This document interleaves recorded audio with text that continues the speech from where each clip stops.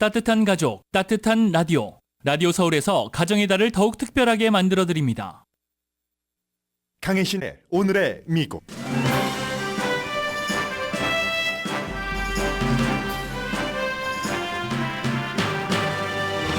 듀크 대학 졸업생들이 졸업식장에서 퇴장했습니다. 비슷한 일은 미국 졸업식장에서 흔한 풍경이고 퇴장하는 졸업생들은 모두 반전 시위에 동의하는 학생들입니다. 학부모도 체포한 학교가 있습니다. 미국의 25위 안에 드는 탑 대학에 다니는 학생의 14%는 반유대주의를 심각한 문제로 인식합니다. 반면 반이슬람주의는 문제를 삼지도 않는 미국 언론을 못 믿어서 알자지라에서 가짜 뉴스를 보는 미국 대학생들이 늘어난다고 뉴욕타임스가 보도했습니다. 미국 내 이스라엘의 가자 전쟁으로 인한 어수선함은 벤자민 네타냐후 이스라엘 총리의 지상전 결단 여부에 따라 결정될 것 같습니다. 미국인 10명 가운데 7명이 대선에 대해 많은 생각을 하는 것으로 조사됐습니다. 격전지 6군데 가운데 5군데에서 트럼프 전 대통령이 앞서고 있고 이유는 가자 전쟁과 경제 때문으로 분석됐습니다. 그러나 트럼프 전 대통령도 불안정한 대선 후보입니다. 오늘은 블룸버그 뉴스의 표현에 따르면 트럼프가 세계적 인물로 올려놓은 트럼프의 전 해결사 마이클 코헨이 입막음용 재판의 증언으로 나서서 재판 하이라이트를 그려가고 있습니다. 밥 메넨데스 연방 상원 의원의 뇌물수수 재판도 오늘 시작됩니다. 앤디 김 연방 하원 의원이 한인 최초의 연방 상원 의원이 되는데 매듭을 지어줄 재판입니다. 캐시로 집을 사는 사람은 여전히 늘어납니다. 현재 3명 가운데 1명입니다. 렌트 들어 사는 사람은 늘 돈 낭비를 한다는 거림직함과 능력이 안 된다는 불편한 마음으로 살지만 지금은 대부분 사람들에게는 렌트가 낫다는 전문가 조언도 있습니다. 의사들이 조심스럽게 인공지능을 활용하고 있는 추세를 USA 투데이가 심층 보도했습니다. 여러분 안녕하십니까? 오늘의 미국 강혜신입니다. 지난 주말에는 가정에 따라서 두 가지가 겹친 가정도 계시겠네요. 어제가 어머니 날이었고 그리고 이제 졸업식을 미국 각 대학에서 많이 하고 있는데 졸업식을 하지 못하는 학교들에 비해서는 그나마 졸업식이라도 하는 게 다행스럽긴 하지만 캘폴리포모나처럼 경찰과 이제 가자지구 사태에 대해서 시위대들이 격돌해서 거의 난투극이 일어났다고 하고요. 그런 곳들도 있습니다. 오늘은 맨 앞부분에 각 대학교에서 이렇게 이제 그 졸업식을 중심으로 한 여러 그 분위기를 보면서 미국이 워낙에 유대인 인구가 많지는 않지만 사회의 전반적인 부분을 이끌어가고 있기 때문에 그 영향력도 볼 수가 있겠고요. 오늘의 미국을 듣고 계신 분들보다는 나이가 훨씬 그 후배들이잖아요. 후배들의 생각, 움직임 이런 것들을 좀 보겠습니다. 그리고 이 어수선함이 언제까지 갈 수 있는가까지를 좀 마무리를 해보겠습니다. 노스캐롤라이나주에 있는 듀크 대학 졸업생들 상당수가 졸업식을 하는 도중에 퇴장했습니다. 듀크 대학교만 하더라도 학교에서 거의 1, 2등 하는 학생들이 많이 가는 그런 대학교잖아요. 그래서 빛나는 졸업장을 받게 됐는데 졸업식이 이루어지고 있는 동안에 딱 퇴장을 해버렸다. 이건 굉장한 뉴스가 되죠. 학생들이. 부모님들도 와 계실 테고 친구들도 와 있을 텐데 제인 샤인펠드가 연설하기 직전입니다. 미국에서 가장 유명한 주이시 코미디언. 너무너무 인기가 있는 사람이죠. 그리고 제인 샤인펠드는 아들들 2명도 듀크 대학교 학생입니다. 또 이 졸업식에서 본인이 연설만 하는 게 아니라 명예박사 학위를 받았습니다. 벌써 그 제인 샤인펠드가 연설하기 전부터 캠퍼스 안팎에서 학생들이 행진을 하기 시작을 했고 70세입니다. 주이시고요. 이 제인 샤인필드는 한 유대계 같은 업계에서 일하는 700명 정도와 서명을 같이 했습니다. 이스라엘이 무슨 일을 하든 이스라엘은 자국을 방어할 권리가 있다 하면서 이스라엘을 아주 공개적으로 지지하는데 학교에서 이제 이 사람이 졸업 연설을 하게 됐고 명예박사 학위도 받고 하니까 학생들은 미리 준비를 할 수밖에 없는 거예요. 친팔레스타인계 내지는 반전 시위대 학생들은. 그래서 연설을 시작하자 퇴장한 학생들이 많았고 그렇다고 해서 뭐 이렇게 너무나 그 제리 샤인펠드처럼 유명한 그런 또 능수능란한 연설자 퍼포머가 그걸 그만둘 리가 있겠습니까? 아주 뭐 자연스럽게 그냥 흘러갔고요. 그래서 학생들에게도 어떤 그 하드한 메시지를 준다기보다는 조금 보드랍게 그렇게 연설을 했습니다. 이 사람이 연설을 하기 시작하니까 학생들이 뭐 팔레스타인 길을 들기도 하고 뭐라고 얘기 뭐 언급하는 것 있잖아요. 팔레스타인 해방이라든가 이런 것. 이 얘기는 했습니다. 연설을 할 때 샤인펠드가 제가요 뉴욕에서 그 주이시 보이로 자라서 뭐 키부츠도 방문했고요. 지난해 12월 달에 그러면 그 10월 7일에 키부츠에서도 사람들 막 인질로 잡아가고 했죠. 하마스가. 그 테러 그룹이 들어와서 이스라엘에서 테러 대량 학살을 저지른 뒤에 그래서 제가 인질로 잡혀간 사람이 있는 그 가족들을 만나서 여러 가지를 뭐 얘기를 했습니다. 이 정도 얘기는 했지만 어쨌든 인생에 대한 충고 이런 것을 주로 많이 했지 그 졸업식 그 연설에서 왜 뭐 이스라엘이 이걸 방어를 해야지 되는가 이런 말은 많이 하지 않았지만 오늘 그 뉴욕타임즈 이것을 다룬 기사에서 맨 마지막 부분에 보면은 21살의 졸업생의 말이 나와 있습니다. 듀크 대학교에서 졸업식장에서 학생들이 막 대규모로 100명 이상이 퇴장하고 한 것은 세계의 모든 언론이 보도를 하는데 뉴욕타임스와 인터뷰를 한 그 미스 조슈라는 그런 졸업생은 사실은 팬데믹 때문에 제가 고등학교 졸업식을 하지를 않았으니까 그때 못했습니다. 그럼 이번에 너무너무 아주 그 좋은 그런 졸업식이 돼야지 되는데 젊은이들은 달라요. 가자 사람들이 그렇게 고통을 받는 걸 보는데 제가 여기에 앉아서 나의 졸업식을 축하한다는 게 같은 사람으로서 좀 그게 좀 편안하지가 않다는 얘기예요. 너무 그에 비하면 가자에서 그 설명드리지 않겠습니다. 다 여러분과 제가 알고 있는 그런 걸 겪고 있는 사람이 있는데 나는 대학을 졸업했다고 고등학교 졸업식도 팬데믹 때문에 못했는데 이번에는 한다고 아주 좋다고 이렇게 웃고 하는 것이 너무 하찮은 것 같아서 나의 이 졸업식 일이 그 사람들의 생사에 놓여 있는 그런 것에 비하면 그래서 제가 가장 좀 방해를 안 하는 타임에 저는 퇴장하기로 했습니다. 그래서 샤인펠드가 박사 학위를 받을 때 그때는 이제 말하는 타임이 아니니까 그래서 저는 이렇게 떠납니다. 졸업식장을 이런 얘기를 했고요. 그리고 그 에머슨 칼리지에서는 매사추세츠주 보스턴에 있는 에머슨 칼리지에서도 뭐 역시 지난번에 얼마 전에 한 100명 이상이 체포가 됐었고 어제도요 한 1000명 정도 이 기자가 어느 매체인지 모르겠어요. 하도 많이 봐서 기자가 한 1000명 정도까지 이렇게 학생들이 입장하고 할 때 5명 가운데 1명 정도의 학생들은 팔레스타인과 연관된 뭔가를 보여줬다는 겁니다. 팔레스타인 길을 보여준다던가 아니면 구호를 적은 무엇인가를 보여주고 또 그 모자 있잖아요. 학사모, 가운 여기에 아무튼 친팔레스타인적인 도구를 보여줬다. 어떤 학생은요. 아예 저는 오히려 그게 더 눈에 띄던데 검은색 졸업식 가운 위에 팔레스타인 길을 쫙 이렇게 늘어뜨리고 그리고 그 사진을 보면은 사진에 이 졸업장 받는 졸업생 이외에 5명이 있었거든요.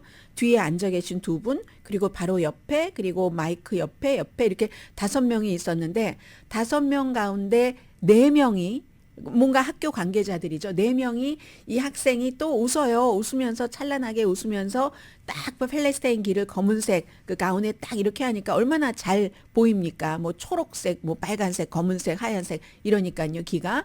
그런데 다 이렇게 좀 흐뭇한 표정으로 쳐다보는 한 명을 제외하고는 이제 그런 모습도 보였고요. 그리고 이 에머슨 칼리지가 또 주목받은 이유는 졸업식을 시작할 때부터 끝날 때까지 계속 학생들이 친팔레스타인적인 무엇인가 그 목소리를 냈습니다. 처음에 시작할 때 이제 저널리즘 교수가 여러분 뭐 고등학교 졸업식을 못 하신 분들이 많으신데 오늘 정말 좋으시죠? 이렇게 얘기하는데도 계속 학생들은 졸업식이 아니라 포커스를 가자지구에 두고 있는 거죠. 아무튼 그래서 또 한 학생은 아예 졸업식 가운도 입지 않고 무대에 온통 막 흰색 옷을 입고 가자 전쟁에 관해서 빨간색 글씨를 쓰고, 이게 이제 거기서 사람들의 그 생명이 끊기는 장면, 손에도 이제 빨간 색깔 페인트 칠을 하고 그렇게 하고 이제 퇴장을 해버린, 아예 뭐 그 졸업장도 뭐 던져버렸다고 하던가요? 뭐 그런 학생들도 있었고, 그리고 이 에머슨 칼리지에서 가장 환영받은 사람이 한 사람이 있었는데 그 학생 대표입니다. 존 아리스. 우리의 메시지는, 이건 이제 힘 약한 사람에 대한 메시지잖아요. 약한 사람에 대한 메시지는 진보의 어떤 상징이고 학생들은 진보의 상징이고, 왜냐하면 약한 사람이 억압받는 것을 너무 못 참아하는 그 순수한 마음이 학생들 속에는 들어가 있으니까, 이스라엘의 무슨 국가 주권 이런 것은 그렇다 하지라도 그건 이제 생명에 관한 게 아니고 그걸 지킨다고 생명을 지금 무고한 사람들을 살해하고 있으니까. 그래서 이제 이 존 아이스 학생이 우리의 메시지는, 이 가자지구에 대한 이런 것들은 분필로 쓴 것처럼 사라지지 않습니다. 학생들이 와 하고 우리의 목소리는 캠퍼스를 넘어서 세계로 메아리칩니다. 와, 와, 와. 특히 잊지 마십시다. 우리는 창조자예요. 혁신가이고 우리는 혁명가이기도 합니다. 이렇게 얘기할 때 굉장히 많은 학생들이 박수를 쳤고요. 졸업식이 끝나고 나서도 에머슨 칼리지에서는 뭐 한 수십 명의 학생들이 계속 시위를 했다고 합니다. 캘리포니아주로 다시 와보면 버클리의 대학생들도 총장이 우리 학교에서도 학생과 교수와 스텝이 다 의견이 갈라지는 게 너무 슬픕니다. 이렇게 얘기할 때도 졸업생들은 그 팔레스타인 쪽에 가까운 메시지를 냈고요. 또 뭐 점령자는 가야 돼, must go now, 이스라엘에 대해서 이런 얘기를 하면서 팔레스타인기 많이 들었습니다. 버지니아주의 커먼웰스 유니버시티 학생들도 역시 그 졸업생들이 퇴장을 했고요. 또 연설자의 말에 아주 강하게 항의를 했는데, 그 연설자는 버지니아주에서 최근까지 낙태 문제 있기 전까지는 가장 인기가 있었던 글렌 영킨 주지사가 연설하는데, 학생 시위에 대해서 이제 이 사람은 약간 양비론을 얘기하면서 이스라엘 쪽에 힘을 실어주는, 그러자 학생들이 엄청나게 시위했었다는 것. 포모나 칼리지 말씀드렸죠. 포모나 대학교가 학생들이 시위하면서 대학이 그런 곳에 투자를 한다는 것. 이스라엘이 양민 학살, 말하자면 그런 양민 학살을 하는데 도움을 주는 회사에 투자를 한다는 게 너무 부끄럽습니다. 이렇게 학생들이 시위하면서 이제 경찰, 또 학교 경찰과도 부딪혀서 이건 난투극이라고 표현하는 것도 있고요. 교수도 이제 학생들 편을 들다가 체포되기도 했답니다. 그리고는 여전히 지금 문제가 가시지 않는 게 UCLA에서 왜 경찰의 대응이 그것밖에 못했는가? 왜 200명이 넘는 친팔레스타인 시위대를 체포해 가면서 대부분이 학생이었는데, 대부분이 학생이 아닌 친이스라엘 시위대 쇠막대기를 들고 들어와서 마구 난타하고 부수고 한 그 사람들에 대해서는 왜 한 명도 체포하지 않았는가? 여기에 대해서 여전히 학생들이 지금 의문을 품고 있거든요. 더군다나 오늘 그 뉴욕타임스 보도를 보면 당시 현장에 굉장히 많은 학생들이 시위에 참여하지는 않지만 보고 있었으니까 911에 전화를 거는 학생들도 수도 없다고 하고요. 이런 경우에는 물론 대학교에 학교 경찰이 있고 일반 LAPD 경찰이 UCLA에 들어가려면 학교 당국에서 요청하고 학교 당국의 허가를 받아야지 되지만, 이렇게 외부에서 911 전화가 오고 거기서 이제 막 피가 터지고 하는 30명 이상이 병원에 입원했으니까요. 친팔레스타인계 그 시위대들이, 그렇게 되는 경우는 경찰이 학교에 그런 것과 상관없이 들어갈 수도 있거든요. 왜 그럼 안 들어갔는가? 들어간 이후에도 왜 3시간 반 동안이나 아무튼 처음 시작부터 끝까지 이렇게 될 수밖에 없었는가 하는 것에 대해서 계속 지금 논란이 끊이지 않고요. 아무튼 그런다는 뉴스 보도도 계속 나오고 있습니다.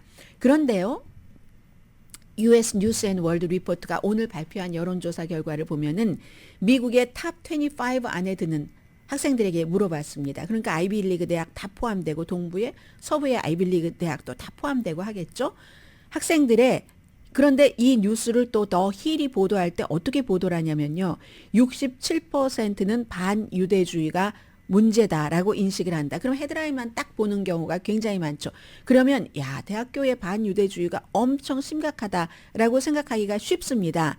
그런데 이제 33%는 전혀 문제가 아니라고 하고, 그럼 67%를 설명을 하고 더 힐도 그래요. 당연히 그 안에 14%만 큰 문제다라고 생각을 하고, 그 67% 문제는 문제다라고 생각하지만 또 53%는 그 가운데 작은 문제라고 얘기를 한다고 하거든요. 이렇게 설명을 해줘야지 되는데 이 설명은 뒤에가 있습니다. US 뉴스 앤 월드 리포트 헤드라인도 그렇고, 이스라엘에 대해서 어떠한 것을 보도할 때는 미국 언론이 이스라엘이 지금 피해를 보고 있어. 굉장히 이런 것만을 부각시킨다는 내용이 되는 거죠. 그리고 또 이제 시위가 학생의 안전에 영향을 주느냐라고 물어봤을 때 52%, 반 이상은 전혀 영향을 주지 않습니다. 이렇게 얘기를 하는데도 그 조사하는 문항 자체도, 그러면 이렇게 보도가 나왔을 때는 문항 자체도 뭔가 이스라엘 쪽에 가깝게 써서 학생들에게 물어봤을 가능성이 있고요. 이건 가능성입니다. 제가 확인하지 않았으니까 그렇다는 겁니다. 그래서 어떤 게 나오냐면 미국의 많은 대학생들이, 지금 미국의 대학생과 젊은 세대의 분위기를 전해드리는 겁니다. 오늘의 미국을 나이 많이 드신 분들이 아무래도 더 많이 듣고 계시기 때문에 미국 언론의 보도를 이 문제에 대해서는 못 믿어서 알자지라를 본다는 겁니다. 닉 윌슨이라는 학생, 커넬 대학교, 이 학생은 이건 어디에 보던지 잘 모르겠어요. 이 언론을 보는, 거기에 굉장히 까다로워서 면밀히 보는 학생이기 때문에 미국 매체에 지금 가자지구와 이스라엘과의 이 관계를 보도하는 것을 신뢰하지 않는다는 겁니다. 알자지라를 보는데요. 알자지라는 최근에 이스라엘에서 뭐 어떻게 닫아라 했는데 안 닫고 해서 직접 이스라엘이 경찰이 가서 문을 닫았잖아요. 그건 알자지라를 더욱 유명하게 해주는 겁니다. 아무래도 알자지라가 카타르에 본부가 있고 하기 때문에 중동 문제에 대해서는 서구 언론보다 더 밝겠죠. 그리고 전쟁이 시작되기 전부터도 알자지라는 가자, 서안, 이스라엘, 동서, 예루살렘에 전부 특파원들이 있고 하니까 거기에 대해서 단단한 어떤 지식 같은 것을 갖고 보도를 할 겁니다. 그러나 이 알자지라가 이 카타르의 본부가 있는 그런 것도 그렇고 이스라엘의 무조건적인 친화적인 보도를 하는 매체는 아닌 것은 마찬가지겠죠. 뭐 다른 그 중동의 다른 매체들과. 그래서 이스라엘이 그걸 이제 없애버렸는데 미네소타 대학교의 미국의 저널리즘 학과의 벤 터프 부교수가 뭐라고 얘기를 하냐면 알자지라는 미국 언론에서 도저히 보도하지 않는 것, 느끼지 못하는, 더군다나 옳고 그르고를 떠나서 다른 관점을 갖게 한다는 점에서 많은 미국 젊은이들을 위해서 일종의 역할을 하고 있다. 젊은이들은 이런저런 시각을 다 가지고 가야지 되는, 상하탑 안에서건 밖에서건 그런 지금 지적을 하고 있거든요. 가자지구에 접근하기조차 어려울 때 서구 매체는, 그러나 알자지라는 원래부터 그쪽에서 활동을 하고 있었으니까 그 죽음과 파괴를, 그 전과 후를 너무나 생생하게 묘사하니까 세계 모든 사람들이 알자지라를 보는 게 맞습니다. 저도 알자지라를 보고 있고 어떤 내용은 여러분들께 너무 자극적이 아닐까 싶어서 보도를 하지 않기도 하고 하는데, 이스라엘 탱크가 가자의 도시로 다 진입하는 것, 그 사진요 알자지라에서 많이 나온 겁니다. 다른 매체들은 미처 거기 가지도 못하고 평소에 익숙하지 않으니까 가야 취재 능력도 없고 용기도 없기도 하고 잘 모르니까, 그래서 알자지라가 굉장히, 그리고 집을 떠나는 팔레스타인 사람들을 쫙 그 드론으로 촬영을 해서 보여주는 많은 사진들이 알자지라에서 많이 나오고, 더군다나 중동의 뉴스이기 때문에 중동의 본부가 있는 카타르의 도하의 본사가 있는 알자지라가 미국의 다른 매체보다 잘하겠죠. 더군다나 미국의 매체, 이건 마찬가지입니다. 제가 좋아하는 디 애틀란틱이라는 잡지도요, 이번에 이스라엘 가자 이 보도에 있어서 굉장히 편향적입니다. 친이스라엘적입니다. 뉴욕타임스도 아닌 것처럼 노력은 하지만 그 본래의 생태를 어쩔 수는 없는 거예요. 주의식의 신문. 그래서 학생들이, CNN도 마찬가지고, CNN은 주요 앵커가 다 주의시입니다. 거의가. 그래서 이제 BBC도 못 믿어 해요. 사람들이. 아무래도 팔레스타인과 이스라엘 쪽에서 이스라엘 쪽에 가깝다고 해서 미국의 대학생들이 알자지라를 굉장히 많이 본다 하는 그런 내용 전해드리고요. 그래서 이 같은 어수선함은 결국은 벤자민 네타냐후 이스라엘 총리가 어떤 결정을 하는가. 라파라는 가자 지구의 최남단을 쳐들어가느냐 쳐들어가지 않느냐에 따라서 미국의 대선 구도도 바뀌고 젊은이들과 세계의 여러 가지 시각이 바뀔 텐데 벤자민 네타냐후는 전혀 다른 시각의 양측에서 압박을 받고 있습니다. 바이든 대통령 여러 가지를 생각해서 그 본격적인 지상전 안 된다라고 얘기를 하고 있고 그러면 바이든 대통령도 또 압박을 받아요. 공화당에게. 뭔 소리야. 우리의 그 강한 동맹국을 무조건적으로 지지를 해야지. 존 볼튼 같은 사람까지도 뭐 아니면 린지 그레이엄 같은 공화당의 상원 의원 같은 사람도 그리고 벤자민 네타냐후는 바이든에게만 압박을 받는 게 아니라 그 내부의 우파에서 우파는요 지금 이스라엘 내부의 우파는 이거 완전히 그 가자지구의 라파를 쳐들어가지 않으면 정부를 전복시키겠다고 아주 공언을 하고 있습니다. 그러니까 벤자민 네타냐후가 결정을 해야지 되거든요. 그런데 만약에 네타냐후가 들어간다고 할지라도 미국의 무기 지원이 없으면 이건 성공할 수가 없습니다. 미국의 무기를 받고 들어가지 않으면 그러면 하마스가 다시 정권을 잡게 될 테고 그냥 휘젓기만 하다가 나오는 거예요. 그런데 미국에서 오늘 아침에도 이렇게 얘기를 했거든요. 야히야 신와르 하마스 지도자가 라파에 없다. 딱 발표를 해버렸습니다. 그럼 지금 이스라엘은 그 하마스의 지도자와 하마스를 잡기 위해서 라파에 가야지만 된다고 얘기를 하는데 불 끌어가서 라파를 초전박살 내지 않으면 80%불 끈다고 목표를 가지고 가는 것과 똑같다고 지금 전쟁 장관이 이스라엘에서 얘기하고 있잖아요. 그런데 미국이 하마스 지도자가 라파에 없어 이렇게 얘기하면 라파 지상전의 명분이 약해지는 거죠. 그리고 지난주 가자지구로 들어가는 구호품은 완전히 지금 스탑을 해버렸습니다. 그래서 이스라엘도 사실은 벤자민 네타냐후도 이러지도 저러지도 없는 미국의 무기 없이 가자에서의 라파에서의 승리가 보장되지 않는다는 것을 이스라엘도 알고 벤자민 네타냐후도 아는데 그러니까 혼자 미국 없이 이스라엘이 혼자 설 수는 없다는 겁니다. 그래서 어떻게 보면 이게 모든 것의 열쇠를 벤자민 네타냐후가 쥐고 있는 게 아니라 어쩌면 미국의 바이든이 쥐고 있는 건지도 모릅니다. 그에 따라서 본인의 선거 결과도 뭐 영향을 미칠 수 있고 미국의 여러 가지 젊은 세대와 나이 든 세대와의 갈등 같은 것도 어떤 식으로 봉합이 될지 이 열쇠도 역시 미국이 갖고 있을지도 모른다. 갖고 있으면서 안 쓸 수도 있어요. 바이든이 확실하게 열쇠를 돌리느냐 아니면 돌리는 신용만 하느냐 여기에 따라서 바이든 대통령의 운명이나 미국, 이스라엘, 중동의 운명도 결정이 되고 굉장히 지금 묘한 시기죠.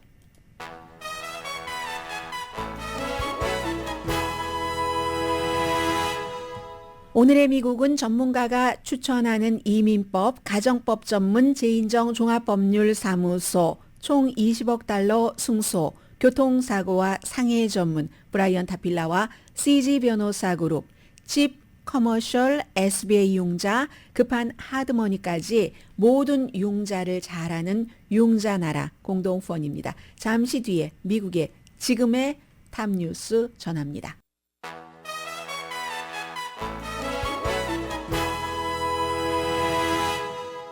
라디오 서울 방송 오늘의 미국 듣고 계십니다.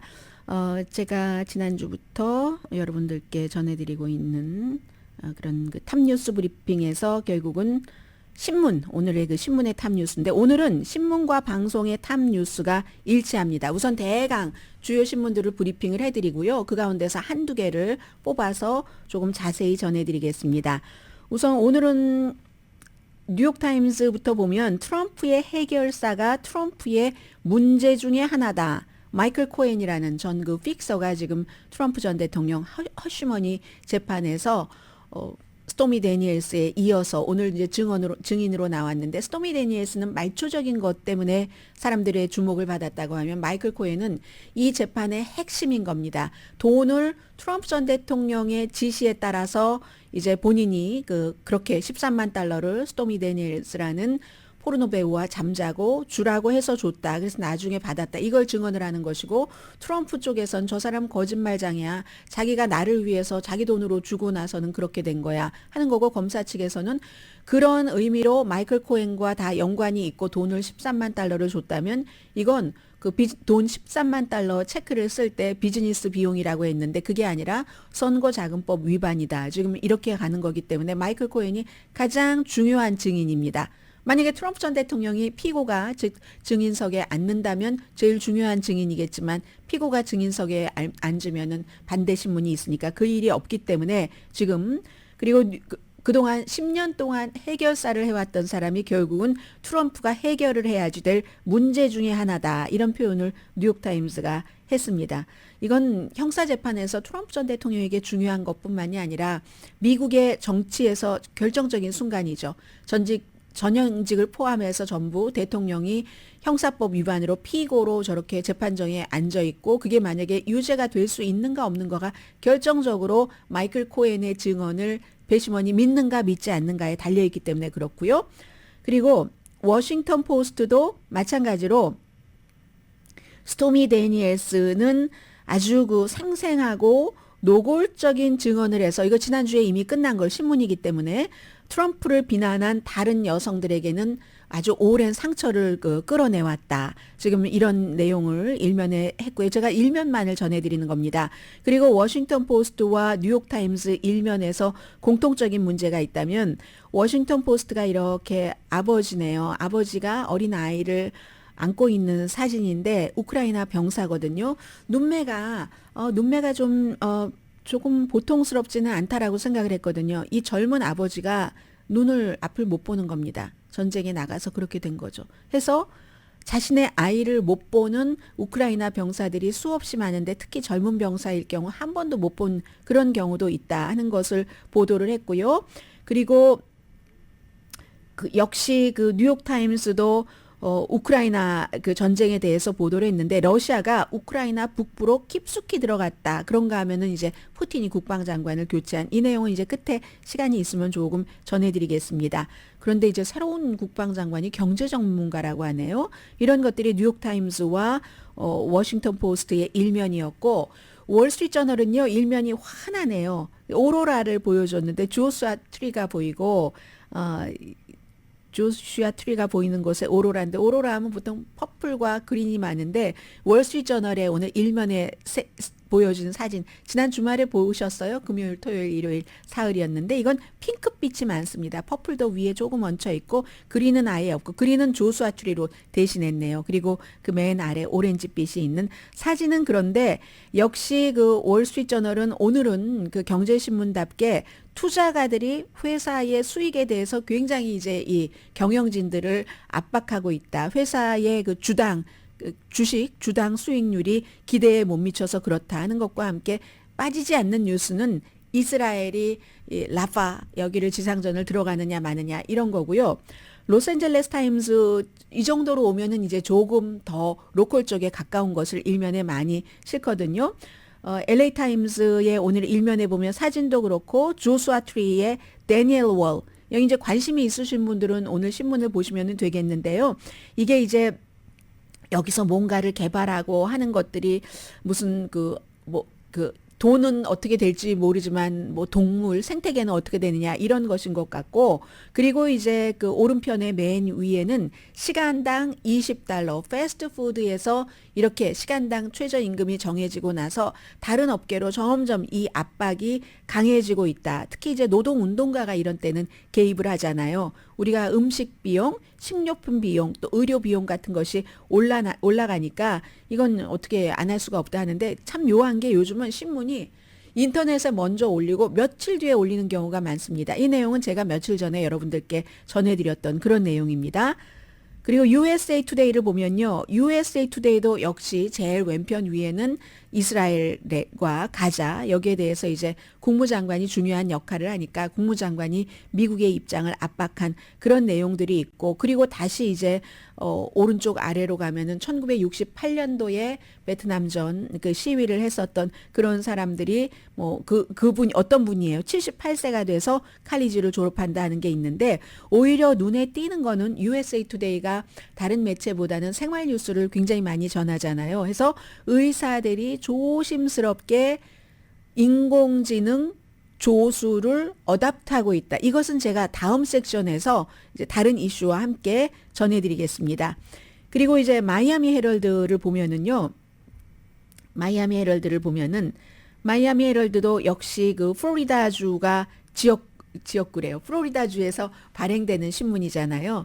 역시 그 지역 것에 굉장히 포커스를 많이 두고 있는데 플로리다주에 살고 있는 베네수엘라 사람들 지금 조국의 선거가 치러지기 때문에 거기에 굉장히 관심이 있다는 내용과 릭 스캇 그 상원 의원이 플로리다주에 히스패닉계가 많잖아요. 뭐 쿠바계 등등 많은데 히스패닉계가 왜 같은 그 후보로 나온 사람 가운데 같은 그 라티나 여성 후보를 뽑지 않고 릭 스캇이라는 나를 뽑아야지 되는가. 이걸 이제 열심히 그 선택을 해야지 되는 이유를 설명한 이런 내용들을 보도를 하고 있습니다. 그렇기 때문에 오늘의 미국도 여러분들께서 관심이 있는 이슈가 다 다르시잖아요. 그래서 가능하면은 공통분모. 시간이 한정되어 있으니까 또 저의 능력도 한계가 있고 하니까 어느 일정 시간에 보도할 수 있는 그 부분의 능력에 대해서 그래서 공통적인 뉴스를 전해드리는 겁니다. 그러나 미국의 로스앤젤레스 타임스나 USA 투데이나 마이애미 헤럴드 같은 그런 신문들은 다 그 지역 사회의 사람들이 관심이 있는 또 다른 뉴스들을 완전 탑은 아니더라도 완전 탑은 공통적인 탑이잖아요. 중간 정도로는 신문 일면에 놓고 있다. 이런 내용을 전해드리고요. 그러면서 이제 제가 여러분들께 공통적인 탑 뉴스를 전해드립니다. 이것은 너무 많이 전해드렸고 하기 때문에 그냥 스쳐가는 정도만 해도 될 것 같아요. 오늘 데이 16입니다. 스윗 16이 아니라 정말 비러한 그런 쓴맛이 나는 16일 겁니다. 트럼프 전 대통령에게는 마이클 코엔이 뭐라고 얘기했냐면요. 본인을 나는 그 전에 트럼프의 지정된 폭력배다. 아주 험한 일들을 다 처리를 하는 그런 일들을 했기 때문에 그리고 그런 그 시절 나의 그 10년이 너무나 후회스럽고 부끄럽다고 고백을 여러 번 했었고요. 이 사람이 결국은 트럼프 전 대통령 선거의 해가 2016년도였고 2017년도에 이제 본인이 돈을 이제 받은 거예요. 스토미 데니엘스에게 먼저 체크를 끊어주고 이제 백악관에서도 받고 해서 체크를 다 받았던 이게 이제 나는 원래부터 트럼프의 지시에 의해서 움직인 사람이다. 트럼프가 스토미 데니엘스 이것을 돈으로 처리하라고 하고 다른 사람도 엮어주고 해서 이렇게 처리하고 나중에 리임버스먼트 한 것이기 때문에 이건 트럼프가 지시한 것이다. 그러므로 이건 이제 그 선거에 영향을 미치기 위해서 그렇게 한 것이다 하는 증언을 하게 되는 거죠. 트럼프 조직에서 트럼프 그 오가니제이션, 트럼프 회사 이름이 트럼프 오가니제이션이잖아요. 트럼프 그 오가니제이션, 트럼프 파운데이션, 트럼프 오가니제이션에서 나의 역할, 마이클 코엔이라는 나의 역할은 본질적으로 그냥 트럼프가 원하는 것 해주는 사람이었다. 그의 지시에 따라서 13만 달러를 조율했다라고 얘기를 하고 있고요. 그러나 이제 또 이쪽 반대쪽에서는 이 마이클 코엔이 의회에서도 거짓 증언을 한 적이 있고 그 허위 진술을 한 적이 있죠. 그 허위 진술에 대해서는 그때는 이제 트럼프와 사이가 괜찮았을 때니까 트럼프 원하는 쪽으로 그렇게 했다는 것이고 이런 것을 이제 변호팀에서는 저런 사람이 하는 말을 어떻게 믿어? 대통령 말을 믿어야지. 대통령은 그냥 마이클 코엔이 대통령 좋으라고 13만 달러 본인 돈으로 그렇게 한 거였다. 뭐 이렇게 얘기를 하는 거고요. 블룸버그 뉴스는 트럼프가 마이클 코엔이라는 사람을 세계 탑 정상에 올려놨다. 트럼프 전 대통령이 탑 정상에 올려놨다. 이때는 약간의 정상에 올라갈 만한 사람이 올라간 게 아니다라는 뜻이잖아요. 그렇게 올려놓은 사람이 많죠. 무슨 뭐 캘리포니아주에 사람들이 잘 알지도 못했던 어떤 뭐 경제 교수라든가 아니면 더 유명한 사람은 김정은 북한의 국무위원장을 세계적인 지도자로 올려놓은 사람은 트럼프 전 대통령이죠. 그런데 마이클 코엔도 본인이 얘기한 것처럼 나는 그냥 하찮은 해결사야. 트럼프가 원하는 것은 쓰레기 처리반이 돼서 다 해준 이런 사람을 지금 세계 뉴스에 탑에 올라가 있으니까 이 사람의 증언을 배심원이 믿느냐 믿지 않느냐에 따라서 트럼프 전 대통령이 유죄 판결을 받느냐 받지 않느냐가 결정됩니다. 그러므로 오늘의 이건 굉장히 중요하고요. 아마도 지금 검사 측에서는 한 두 사람 정도 더 증인이 있는 것 같은데 오늘 하이라이트가 나오고 나면 그 다음엔 조금 약해지니까요. 이번 주 안으로 이건 마무리되지 않을까 싶고 그리고 같은 날 그 전에 트럼프 전 대통령은요 지난 주말에 뉴저지주에서 정말 놀라울 만큼 많은 사람들을 그 본인의 캠페인 장소로 나오게 했습니다. 물론 트럼프 전 대통령이 저렇게 그 몇 주일 동안 오늘이 16일째니까 일주일에 닷새씩 재판을 했잖아요. 네 번째 주인데 주중에는 월요일부터 수요일 하루 빼고는 계속 법정에 앉아 있어야지 되니까 뉴욕의 그 법이 그러니까 선거 캠페인을 하지 못하다가 주말에 이제 캠페인을 하잖아요.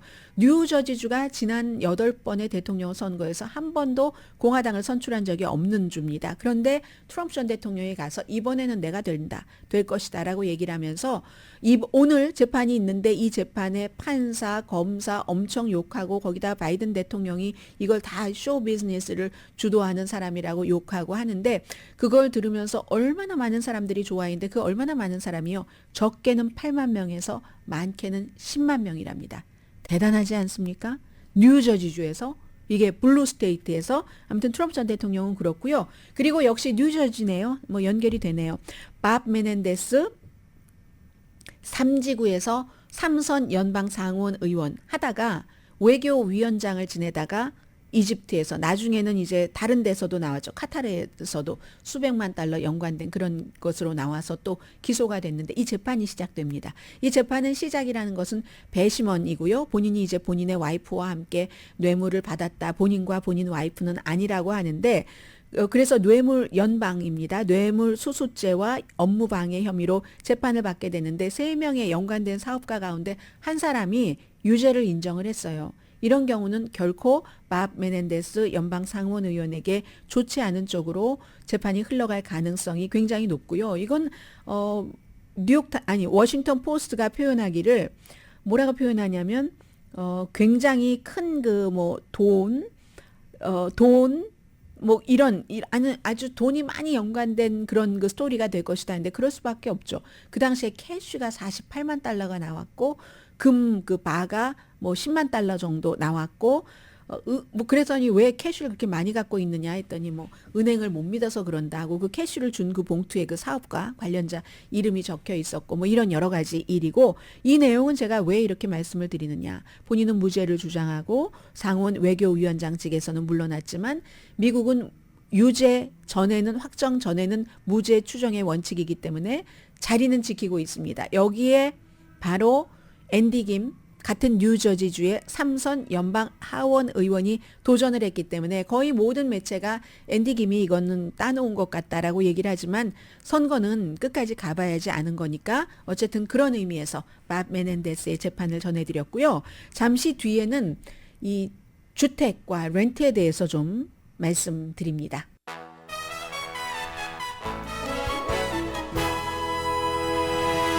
라디오 서울 방송 오늘의 미국 듣고 계십니다. 미국인 3명 가운데 1명이 캐시로 집을 산다네요.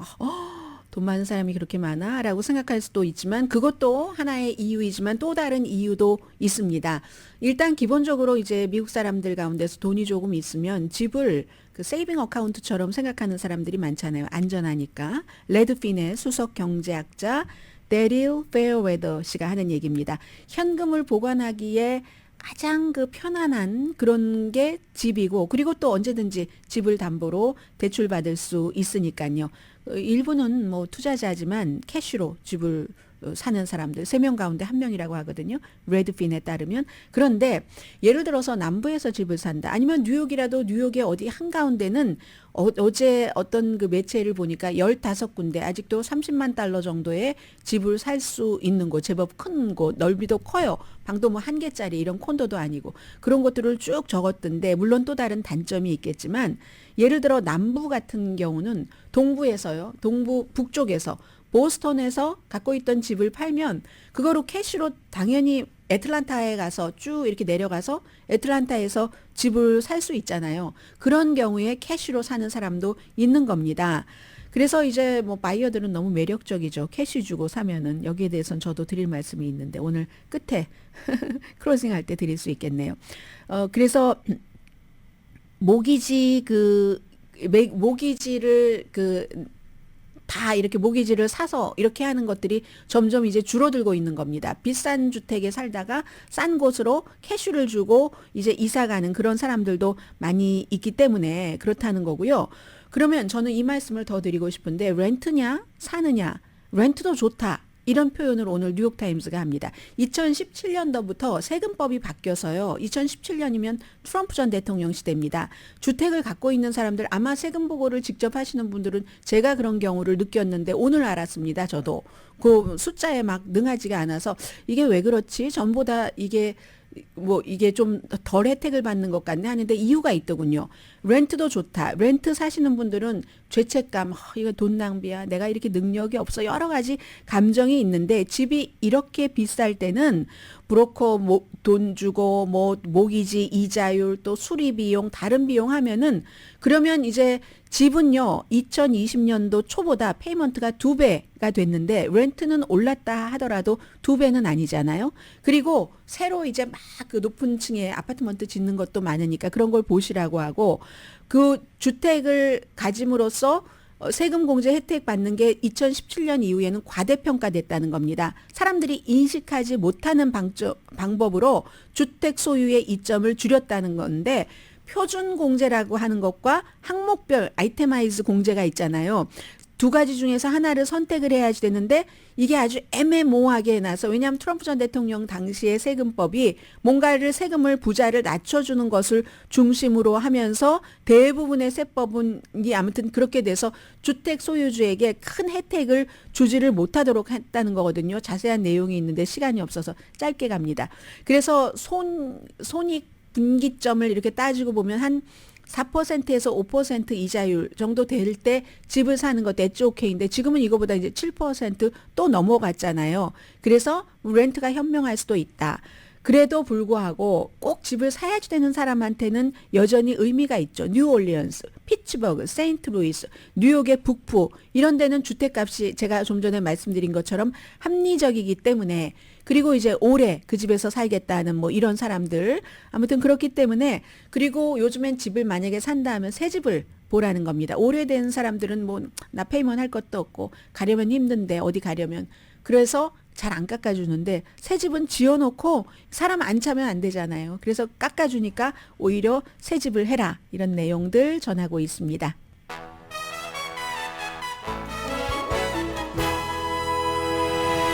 라디오 서울 방송 오늘의 미국 듣고 계십니다. 의사들이 AI를 좀 활용하고 있다는 내용을 보도를 해드려야 되는데요. 오늘 USA 투데이 일면 뉴스고 레베카 미슈리스라는 박사인데 엄마도 의사셨대요. 근데 엄마가 밤마다 환자 차트를 가지고 오셔서 내가 잠든 이후에도 일하고 계시더라. 그런데 보니까 나도 그렇게 하고 있더라. 라고 하면서 지난 여름부터는 컴퓨터 소프트웨어를 사용을 해서 환자와의 대화를 이제 다시 기록하고 요약하고 언어 모델도 많기 때문에요.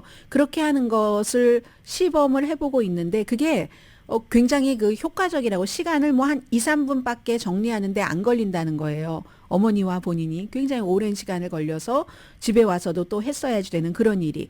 그런데 이러한 것들을 누구나 다 좋아하는 것은 아니어서 사람과 사람과의 접촉을 좋아하고 또 인공지능을 완전하게 믿지 못하는 그런 경우도 있으니까 그렇기는 하지만 그래도 스타트를 하는 게 훨씬 좋다는 것이 훌륭한 업무 이전이다 이렇게 보고 있는데 왜냐하면 시간이 너무너무 모자라기 때문에 결국은 파자마 입는 시간 이 의사들도 파자마 입는 그런 시간을 늘려가는 게 오히려 피로 없고 그러면 의료 진단 과실 위험도 줄고 환자의 만족도도 높아지고 이런 것을 한다. 그래서 아직까지는 모든 의사나 간호사들이 다 여기에 동의하진 않지만 그리고 간호사가 하는 일도 많이 줄어들었대요. 의사가 다 할 수가 있으니까. 그렇지만 결국은 이런 쪽으로 갈 수밖에 없다. 그게 환자들과 시간을 더 효율적으로 많이 보낼 수 있는 거다. 이런 얘기를 하고 있고요. 아니 오늘 많은 것을 못 전해드렸는데 시간이 이렇게 돼서 일단 오늘의 미국은 전문가가 추천하는 이민법 가정법 전문 재인정 종합법률사무소 총 20억 달러 승소 교통사고와 상해 전문 브라이언 타필라와 CG 변호사 그룹 집융자 커머셜 SBA 융자 급한 하드머니까지 모든 융자를 잘하는 융자나라 공동폰이었습니다. 10시에 브라보 마이 라이프 방송됩니다. 자, 이렇게 하고서 오히려 뒤로 미룬 게 잘 됐네요. 숫자는 그냥 맥락만 보는 게 중요할 때가 많잖아요. 오늘 갤럽이 여론조사를 했더니 미국 사람들 10명 가운데 7명이 대통령 선거에 상당히 많은 생각을 한다고 하고 젊은 사람보다는 나이 드신 분들이 또 많이 생각을 하시고요. 트럼프 전 대통령이 격전지 6군데 가운데서 5군데에서 이겼는데 등록된 유권자를 대상으로 그리고 투표할 가능성이 높은 유권자를 대상으로도 이겼는데 투표할 가능성이 높은 유권자 쪽으로 가면은 좀 그 지지율 격차가 별로 없다 하는 그런 내용까지고요. 저의 그 자동차를 봐주시는 카를로스가 어제 얘기하기를 시간이 너무 없어서 캐시 주는 걸 좋아한대요. 은행 갈 시간도 없는데 어느 정도로 시간이 없냐면 일을 많이 하니까 본인의 자동차는 고치지 못한대요. 월요일입니다. 자, 여러분들 일도 꼭 먼저 하시고 남의 일도 같이 하시기 바랍니다. 균형이잖아요. 강혜신이었습니다.